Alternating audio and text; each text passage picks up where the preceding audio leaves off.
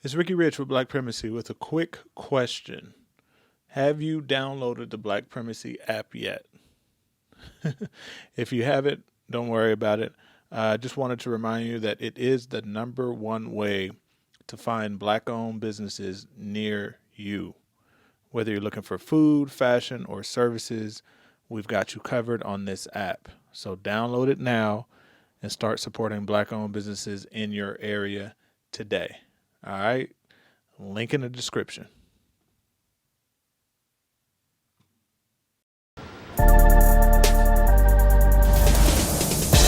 Welcome to Tulsa, Oklahoma. This is the historic Greenwood District, better known as Black Wall Street. I feel pain!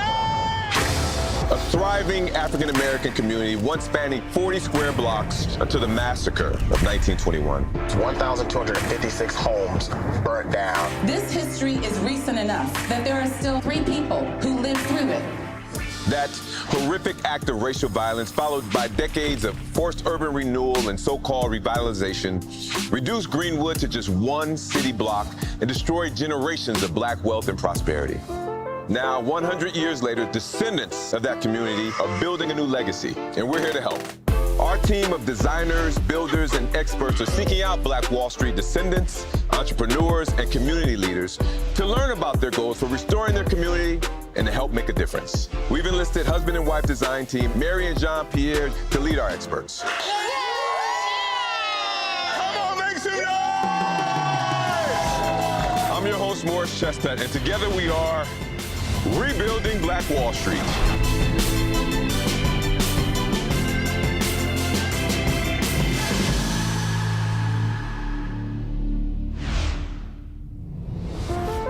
Tonight on Rebuilding Black Wall Street, Tulsa celebrates the grand opening of a new restaurant, Fixins Soul Food Kitchen, along with special guest, Ananda Lewis and the last 3 living survivors of the massacre. We are their wildest dreams come true. Meanwhile, John and Mary orchestrate a community building event for their friends in North Tulsa, lending their ongoing support to Greenwood and the entrepreneurs they've met along the way. Here is where it began. You know, I think what's great is that you don't have to be a descendant to really feel what's happening here in Tulsa. Our time in Tulsa has just been so incredible. Welcome to the Greenwood Cultural Center. We want to hear all about the history. Hopefully this is just the beginning of more great things to come and the continuing of rebuilding Black Wall Street. During our time here, we've helped build things. This looks really good. But the real spirit of Black Wall Street is about building businesses. Montika with her birthing center. Oh, thank you guys so much for coming.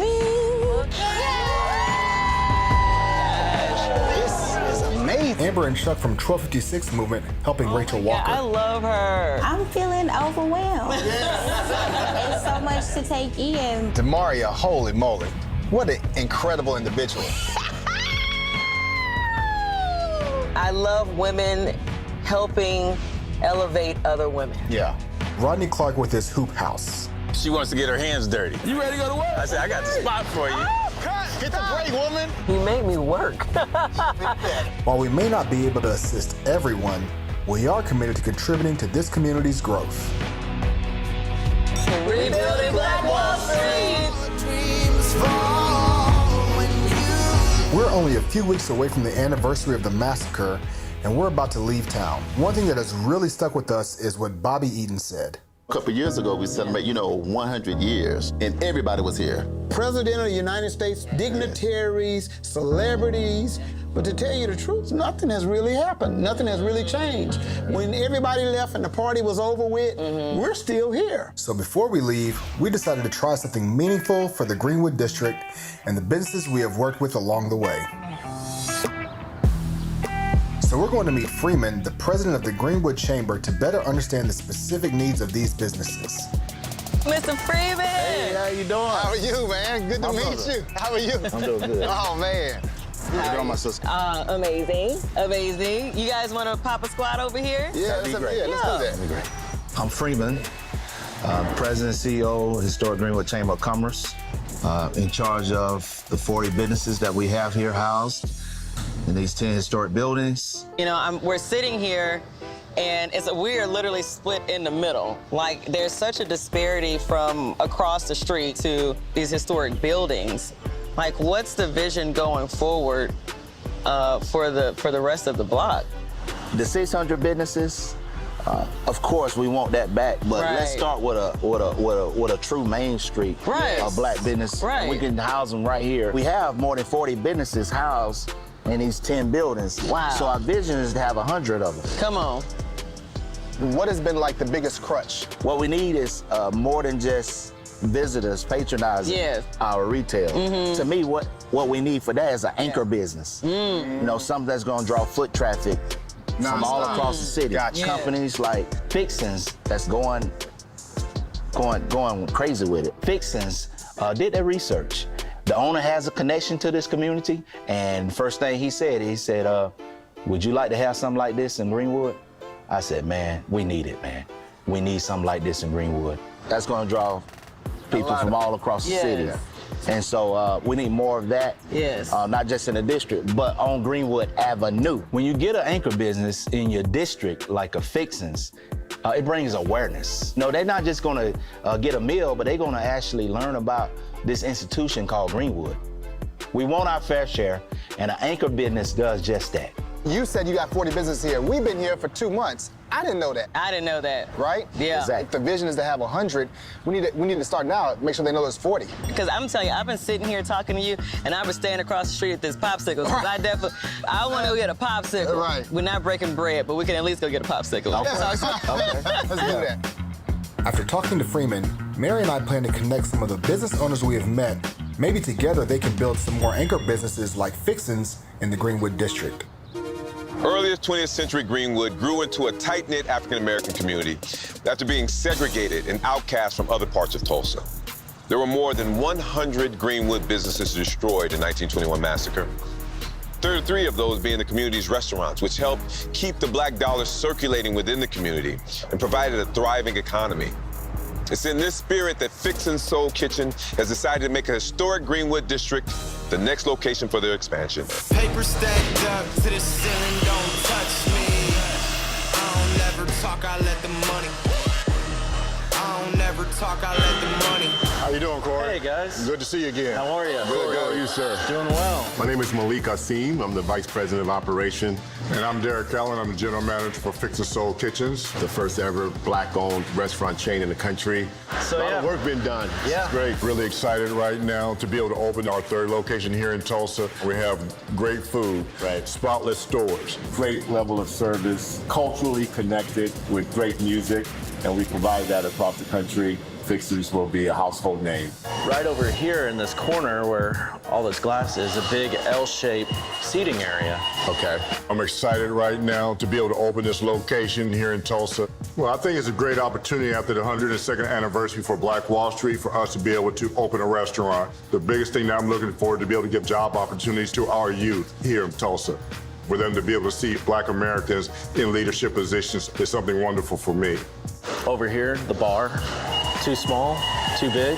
No, I think it's about the right size. It's about the right size. I'm very familiar with what happened in 1921. So when I came on board and talked about putting a Fixins here in Tulsa, I was just excited to be able to come reinvigorate what was here 102 years ago to make sure we represent at a high level in Tulsa.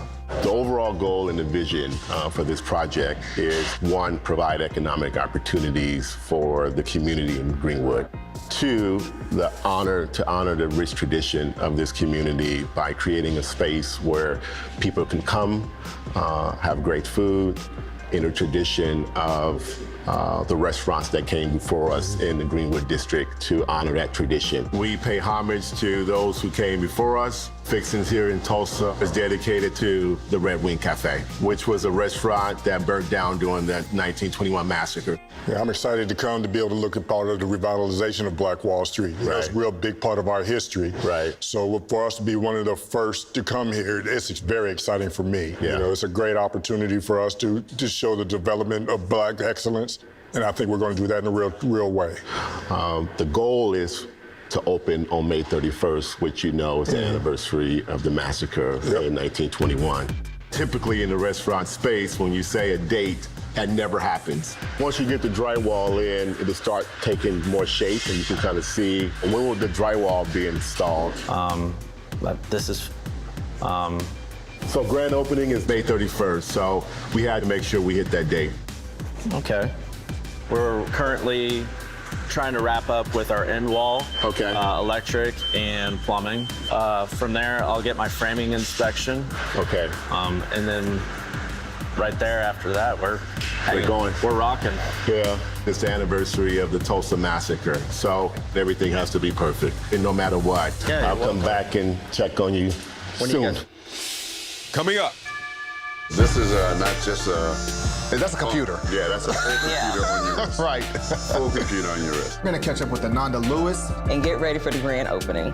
Survivor Leslie Benningfield Randall is 108. How did you survive it?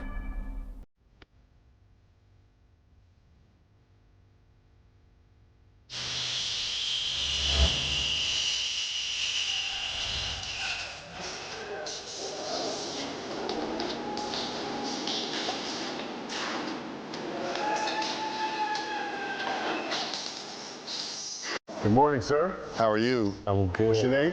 Rashad Adams. Rashad Adams? Rashad Adams. Rashad Adams. Sir. Nice to meet you. We have the great opportunity to bring local talent into our restaurant.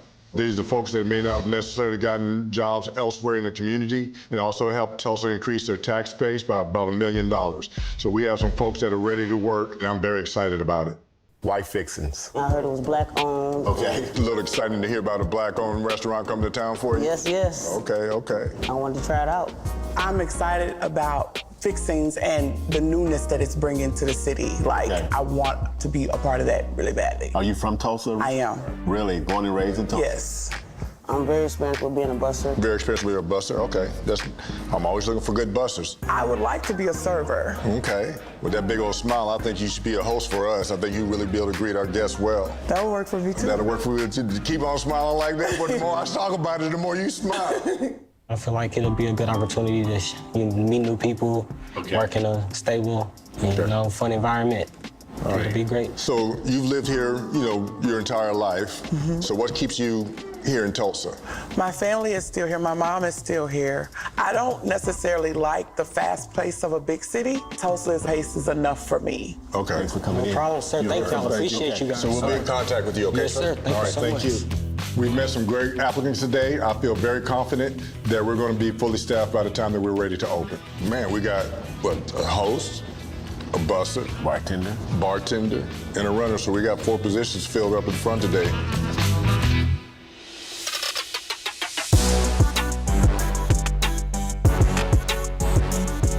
Welcome to the other part of Black Wall Street. Yeah. This is actually where we build things over here, right? I can't wait to see.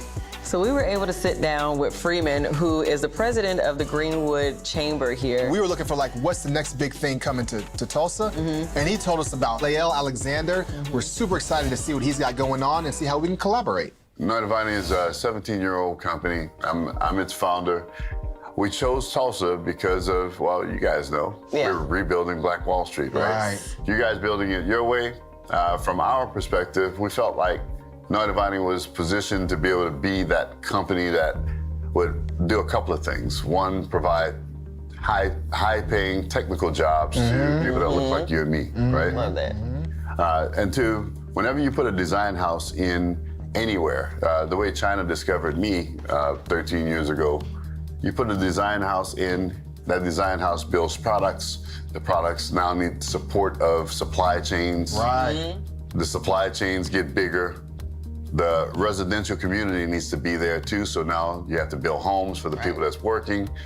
And then mixed retail gets there because now you have to feed the people that's working at the factory. All that starts at the design house. So we're the center of the hub. A house here and there. It's like, no, let's build a system, right? Let's build a city. I want to show you a little bit about the company. Okay. Yes. Have you ever shared the screen of your phone to TV? Yes. Miracast, right? Yes. That's right here. Wow. That's amazing. That's amazing. We developed that in early 2007 for a totally different industry. Then the first payment over a mobile phone.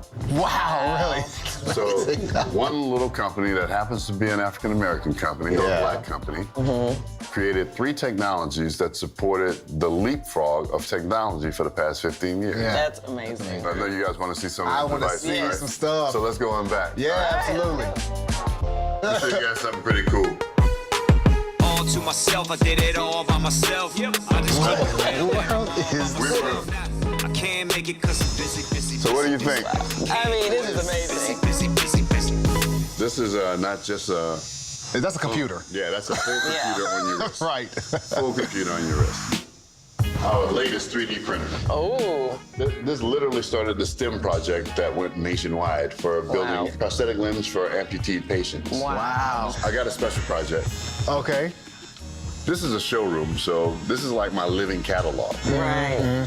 I'm building a lot of things for small homes and energy efficient homes. So you guys saw my battery panels. Yeah. Our solar factory is gonna be up and running in the next 3 weeks. Wow. You brought up so many ideas, and we're working with quite a few people here right now that have amazing projects going on. We've been working with someone who's building a safe house for women coming out of prison. We have another woman who is doing a birthing center. So, I mean, there's so many panels. Yeah. My door is wide open. Awesome, And I am a tool. So literally use me. Absolutely. We would love to do that. Thank you so much. We are so excited because everyone that's been on this journey with us that we've met here in Tulsa, they have no idea what's about to happen They to have them. no idea like we had no idea. But it's about to be an unbelievable blessing. We're not in any other business but the business of enablement. Yeah. We'll let you get to work. Let you get to work, man. Thank you. Coming up. Dozens of devices that I've seen before, but never knew it was someone that looked like me that was the man behind the mask. Fixins Soul Kitchen received over 1,000 job applications. Derek successfully hired 100 North Tulsa employees who are now in training as they prepare for the ribbon cutting and open. Hi, how's everyone doing today? So today we're going to be going over pivot points and seat numbers and table numbers. Does everybody know why we have seat numbers? So grand opening is next week. We flew in our training team from Los Angeles to get the Tulsa staff ready. The clock is ticking, so I really hope they are ready in time. So for example, if I was running food to the table, as opposed to saying gumbo, who ordered gumbo, I would actually already know who ordered the gumbo, and I would just simply come around Prince, place the gumbo right in front of him, and say, I have gumbo for you here, sir. To be able to open this location, our third location here in Tulsa, we know we have the food part, we have the building. Right. Now we're getting ready to show them what Black Excellence looks like on the service side. Does anyone have any questions regarding that? As far as the bar, there's no table numbers to that. It's just one table. So how do we do the bar? So the bar, the seat 1 actually starts the closest to the door. So it'd be 1 all the way to 14. I got a phone call from Derek telling me that I got the job, and I was ecstatic. This has changed my life so much. I love this place. We are one big family, and I love that. I want you guys to go ahead and grab 3 plates and then show me how it's done. Come on, me. And then you have 3 free fingers, the whole thing, yeah. See, it's not so hard. You got it. Okay, LaToya, we got 2 fingers here, and then your 3 free fingers right here. That's what you're actually gonna hold the plate. Nope, the whole fingers, yep. So, going through training has been trying and it's been exciting at the same time. Got this plate here. You got these free hands right here. You actually just grabbing them with that hand. Okay. The standards at Fixins are really high, and rightfully so. We're on Black Wall Street, and we want to make sure we are on the same level that it used to be, or even greater. So upholding those standards is worth it. Well, let's try it this way. Got it? Got it. Be careful.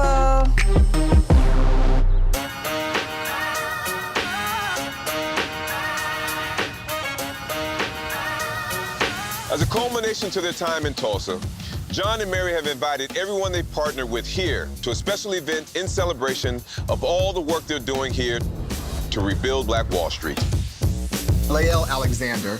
His company is called Noidavani Instruments, and we want to bring some of the people that we've been working with to him to connect because we just feel like what he brings, they could really use, and it'll be a great chance to collaborate with him. Absolutely.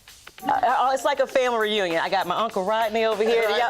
Do y'all see the family resemblance here? We really feel like they'll be inspired by his story. So we know we had you guys all coming here like last minute to this random place, it seems like, but there's a really good reason that we brought you all here. Each of y'all is making a huge contribution to the city of Tulsa, you know, and the whole rebuilding of the Black Wall Street.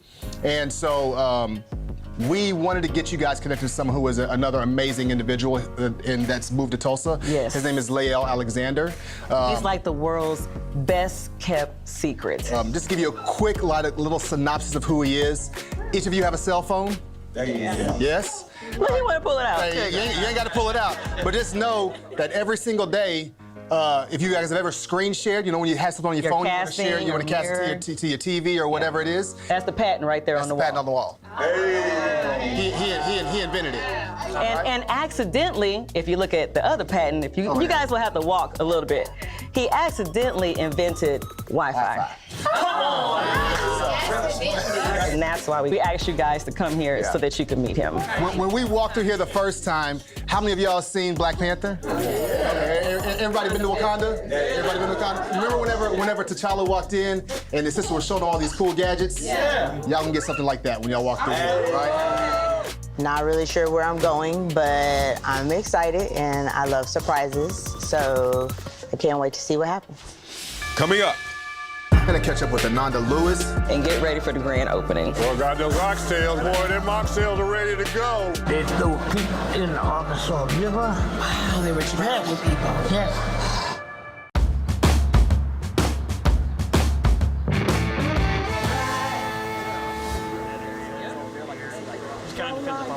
The grow lights, I've got, those are right over here. That's actually what I got lighting up this area. The thing that caught my attention was the lighting, the special lighting that they have that we would be able to use with the plants. Man, walking in this place is absolutely amazing. Noidavani actually manufactures all these medical devices for every institution, every hospital, private businesses and all. First place that I wanted to look at though was the medical side. The innovation that he has is phenomenal, and I'm just excited to meet him and to learn about all of the things that he's doing. It also helps people with muscle atrophy or people that are bedridden and have a problem with bed sores and things like that. Well, that's because they're moving too much. Dozens of devices and plans and schematics that I've seen before, but never knew it was someone that looked like me that was the man behind the mask. It was really cool seeing everybody walk around the same way that we were inspired when we walked around. Now you guys, How you doing, man? Good to see you. Everything Good to see you. Now you said you were gonna bring some friends. I brought friends. But you didn't say that you were gonna bring the elite hierarchy of Tulsa. Oh, man. Right? Oh, man. So, guys, welcome. Black Wall Street to me, gentlemen and ladies, is not a GPS coordinate. The opportunity of all of us, for the first time, we can actually cultivate all of our talents together. Some of us that do great things better than others. I'm a technologist, right? An individual that sees a problem and looks to fix that problem. I build enablement tools. I had never built a medical device until I needed one. I'm 50 years old, 3 stents, 3 heart attacks, 2 strokes. It was my goal after that to literally become an enabling company. Lael is truly here for this community, which is why we have gathered everyone here. Yeah, I mean, we can help with the individual projects, but what Lael can bring, like, he can truly lead the charge in helping them rebuild Black Wall Street. Lael, we wanted to show you what we've been interacting with. I see. Right? I see. And the stories out here that need to be told. So why don't you start by kind of telling me what everyone's interests Yes. Well, this is my Uncle Rodney because I think I literally met him and I said, "You look like my daddy." Awesome. Okay. Wow. I love black people because we're so connected, right? But Mr. Rodney and his wife, they are educators first and foremost, but they're also farmers. Oh, that's beautiful. Yeah. Yeah. So the greenhouse is going to help them with getting their crops going year round. So our company last year just started building electric-powered heavy farming equipment. So all your plowers, tractors, and things of that nature, all electrified. I will get solar panels, all of your drone systems that do all of your agri-drone watering and spraying, and there's so much stuff that we can talk about. I can't wait to go over there. Right? Rodney Clark and Sheila Clark. Our goal is to actually make Mr. Clark and Mrs. Clark the farmer of the future. There's no solar on their farms right now. The way that they process food and water is going to be quite the change. We welcome the opportunity to go ahead and work with them. I can't wait to see what we do. Demaria, she bought her first property called Nia's Place, which is going to help women coming out of the penitentiary. She's got her own nonprofit going. She's also started her own thrift store where she employs women coming out of prison. So when they transition out, can then go directly to one of our factories. What can I say? I like her program because she has a workforce development, literally giving those individuals that actually needed that chance. Can't beat that one. And we have Montika, and what she's doing is creating a birthing center to give women a place and mothers a place for them to survive and be safe and have a more natural birthing experience. So what if I gave you the power of ultrasound imaging in the palm of your hand, wirelessly? Yes. This isn't technology that is in the hospital. And we're gonna have this at our birth center. This is equipment that there's no way that we would be able to afford. This is bigger than my wildest dreams. I don't know, I don't have words. This is our Black-owned grocery store. Oh, come on. In North Tulsa. In North Tulsa. He's got an unbelievable energy, great character, and he's trying to provide something that is obviously needed. You can't have a community, you don't have food, you don't have a place. To come and get your groceries so that people can gather around. Yeah, but he wants to take it nationwide. That's where it needs to go. Yes. So we're gonna go ahead and develop this thing. What AJ has done so far, it's only the beginning. That's the type of people that I want to be close to. I got excited that they were excited because you want to help people that are excited about being helped too. They're not just developers, they're actionists. They want to impact and empower. So you can't even put a finger on the things that we're going to be doing together. We thank you. We bless your holy name. Amen. Amen. No, it ain't easy, but you make it look easy. I salute you. We're here at the Greenwood Cultural Center where we're going to catch up with Ananda Lewis, whose family survived the massacre. Yeah, Ananda has been working in Tulsa for years rebuilding Black Wall Street. We're going to go catch up with her and get ready for the grand opening. Can't wait to get over there, try some soul food. Yeah, these must have been. Wow. Look at all the doctors. Wow. What I think is cool is like looking at how many different businesses there are here, right? Shoe shiners, barbershops, restaurants, billiards. Everything. Billiards. Plumbing. People hang out. Right, like it's everything. Hotel Alexander. The Alexanders are my people. I don't know if it's the same Alexanders, but really? my grandma's family were the Alexanders. I don't think they owned a hotel though. That maybe cousins. I don't know. Lemonade, $3. Wow, okay, I'm set for one. Thank you very much. Welcome. Ladies, have a lovely day. You too. Lemonade, $3. You having a good day? Yes. We sold some lemonade. What you think about being your own boss and having your own money? I don't know.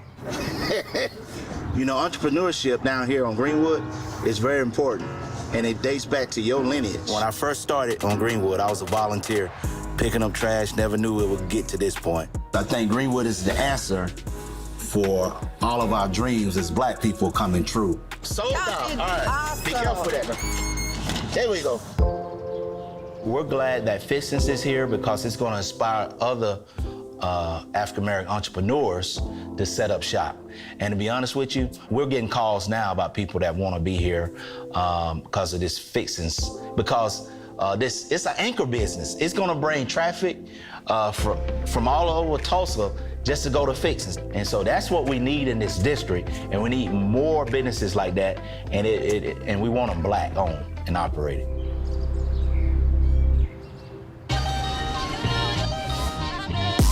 I feel good, baby, I feel great. I ain't got too much on my plate. We gon' have a good day. We gon' have a good day. Derek, how are you, sir? Good. How are we looking? Looking great, looking great. It's gonna be a great day today. You know, the team is working very hard to build all the small details. We're gonna have the 3 survivors here for our grand opening, for our ribbon cutting ceremony.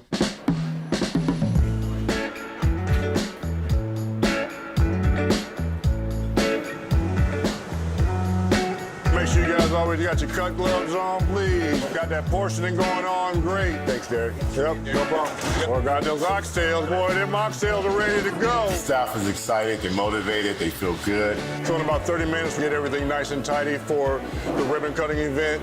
Okay. And then everybody's gonna start getting in place, making sure we're all nice and tight. To your point about the survivors being here, it's just gonna be a great day, so I'm excited.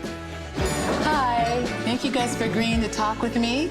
Mother Fletcher, you're the oldest surviving person who lived through the Tulsa Massacre of 1921. So can you just tell me what your recollection is from that day? Oh, the killing and the shooting, murders, and all unpleasant things happening, killing people, destroying. How did you survive it? I know my grandmother, she survived because her mother took them underneath the house. And the mobs walked straight through their house, in and out. It was a shotgun house. Well, we left our place. We were told to leave before all of that happened to my family.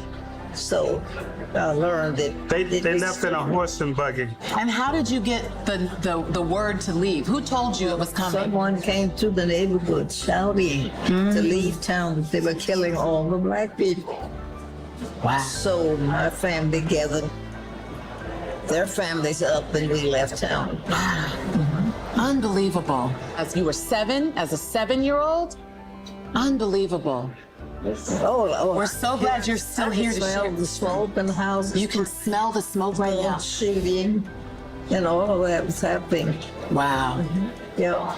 Yeah, because you never, ever forget something like that. Ever. So you never forget anything like that? Yeah. Oh, no. How old were you when you started hearing the stories? Like when you first remember hearing the first story, how old were you? Probably 7 years old, but she also told me not to talk about it, not to discuss it. You know? Same thing my grandmother did. It was almost shameful. For what reason though? I've never really understood that.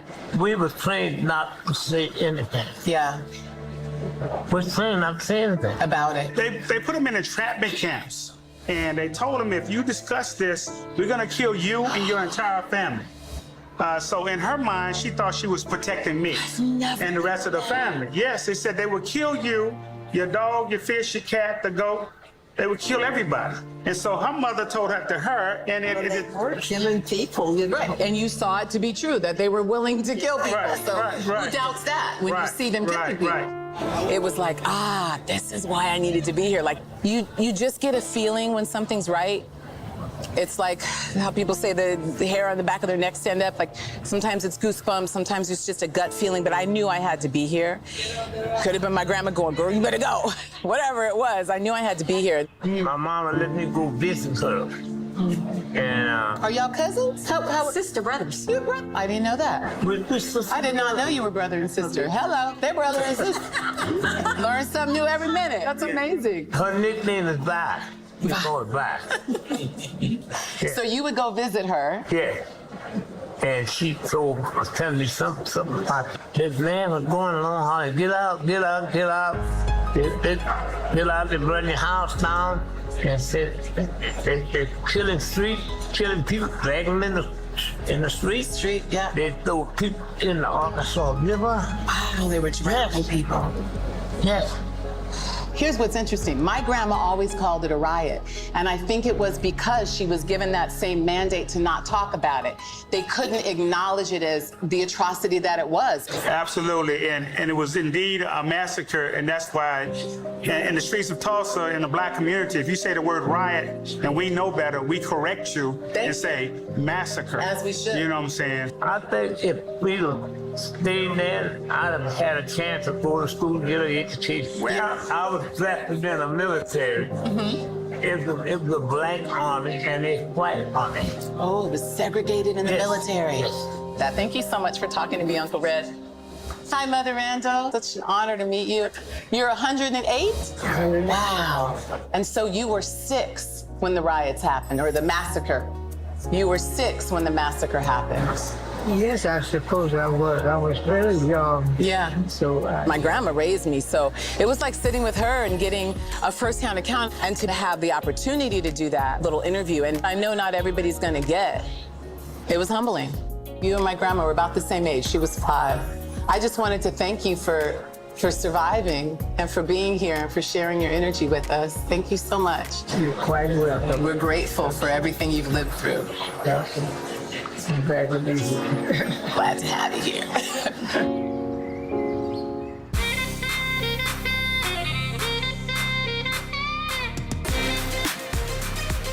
Hi, I'm Ananda Lewis.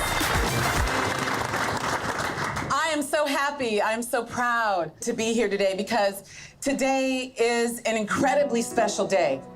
Most of you know that on this exact day, 102 years ago, the free, Black, successful community of Greenwood was burned to the ground by angry mobs, and over 300 people were murdered.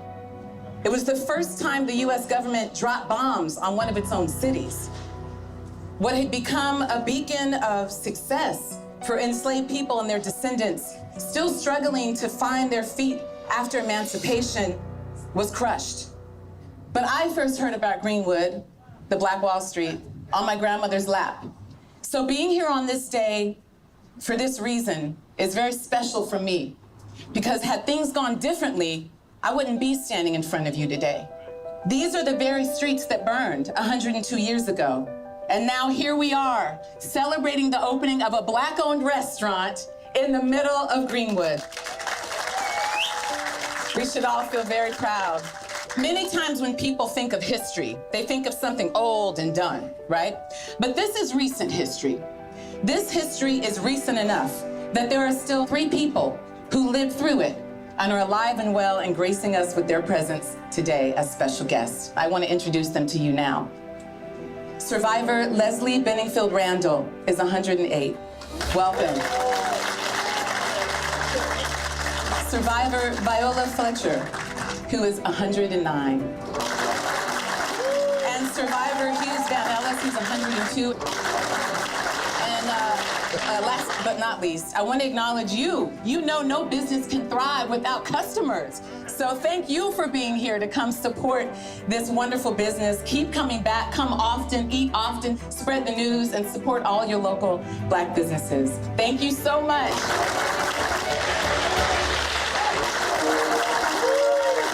What a privilege. They're over 100 years old. I'll never get that opportunity again. We'll never get that opportunity again. Tomorrow is not promised for any of us, but at 108, 9, and 102, every day matters. And so you just get a feeling when something's right, but I knew I had to be here. For Fixins to come here is meaningful. We're in a moment where it's our job to continue what our ancestors started. That looks amazing. Thank you so much. Oh, man. I want to get up in whatever this is. What is that? It's like some sort of jelly, she said. Now, I don't know what kind of jelly. Jelly? I thought it was like a palate cleanser. Well, it's like a butter? It's like a butter. Honey. That's good. Them greens good. Hey, somebody mama making this, like, this tastes like for real. Mama's in the kitchen. Somebody mama. This is like, I've never had restaurant food that actually tastes like home food. Yes. I loved it. I've never had tofu taste like that. It's supposed to taste like cardboard, and it tasted like salmon. How'd they do that? I don't know. But it was amazing, and I had the vegetarian greens, which were phenomenal. And then I snuck one noodle of Mary's mac and cheese, and it was amazing. There's so much renewal happening here that's exciting to be a part of. So this restaurant's gonna be really important in the reclamation of Greenwood. It's good stuff. They got some here. I'm so glad we're able to help in a way that will really be impactful, especially the fact that we did it in time for the anniversary. Feels like we all have something to celebrate, not just for what we have overcome in our past, but the future we are creating together. As the city commemorates the 102nd anniversary of the massacre, there is no better way to pay tribute to the legacy of Black Wall Street than with the opening of Fixins Soul Kitchen. It's a historic moment for today's Greenwood District. Honored guests, Mother Fletcher, Mother Bennyfield Randall, and Mr. Van Ellis, they all exemplify the courage and the perseverance needed by future generations to keep telling Tulsa's history and the energy needed to continue rebuilding. And to our courageous entrepreneurs, it was an honor to watch you overcoming obstacles to fulfill your dreams and to give back to the community your ancestors founded. The future is bright for those we met this season who are striving to do their part rebuilding Black Wall Street. Rebuild! Collectively, there's still so much more work required to achieve the justice for the descendants of Greenwood and to restore the Black community of Tulsa to its former glory. But nothing will stop us from reaching that goal, because together we are rebuilding Black Wall Street. Rodney Clark was able to farm for a full season and harvested more produce than ever before. Montika's birthing center is up and running, and she's hired the first Black midwife in Oklahoma. AJ and his team are currently working on opening their second Oasis location, coming in 2024. Demaria welcomed her first resident to Nia's place. And 1256 Movement is still writing $10,000 checks to one Tulsa massacre descendant at a time. This series is dedicated to the memory of Greenwood historian Kevin Ross and Tulsa massacre survivor Hughes Van Ellis. May they rest in peace.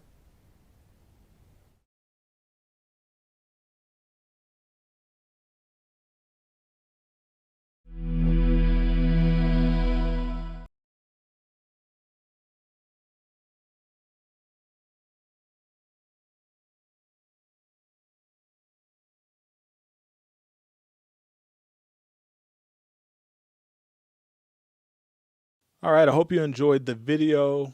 Please check out the other content that we have on this channel. But before you go, I wanted to remind you again not to forget to check out the Black Primacy app. It is the best way to connect with Black-owned businesses near you. They need your support. We need your support. Link in the description.